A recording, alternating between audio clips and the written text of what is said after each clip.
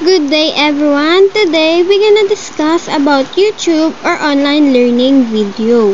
So YouTube learning is the use of YouTube videos as an instructional or educational tool.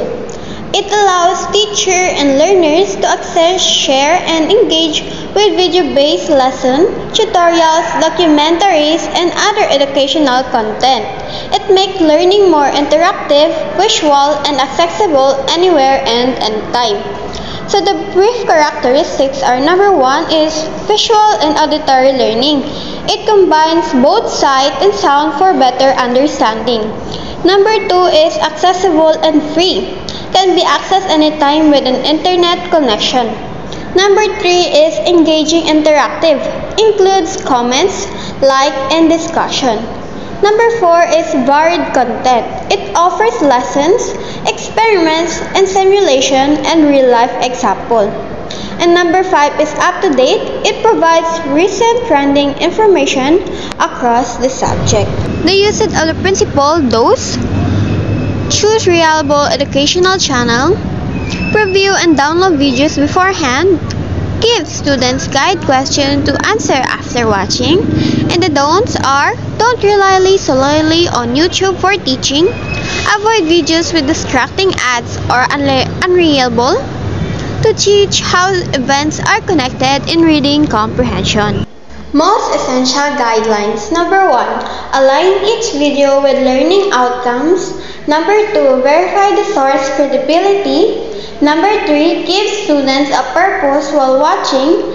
Sanhi at bunga.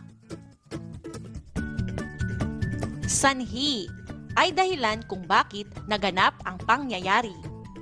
Salitang hudyat na nagpapahayag ng sanhi o dahilan ay ang mga sapagkat, pagkat, dahil, dahilan sa, at kasi naging.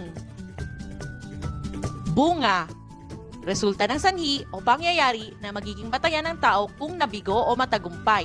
Salitang hudyat na nagpapahayag ng bunga o resulta ay ang mga kaya, kaya naman, kung kaya, bunga nito, at tuloy. Halimbawa ng sanhi at bunga. Sanhi, nagkaroon ng coronavirus. Bunga, nagsuot ng face mask at face shield ang mga tao. Halimbawa ng sanhi at bunga. Sanhi, masipag mag-aral ang bata. Bunga, mataas ang nakuhang marka. Halimbawa ng sanhi at bunga. Sanhi, maraming kinain na cotton candy. Bunga, sumakit ang ngipin. Halimbawa ng sanhi at bunga. Sanhi, nagputol ng mga puno. Bunga, nagkaroon ng pagguho ng lupa.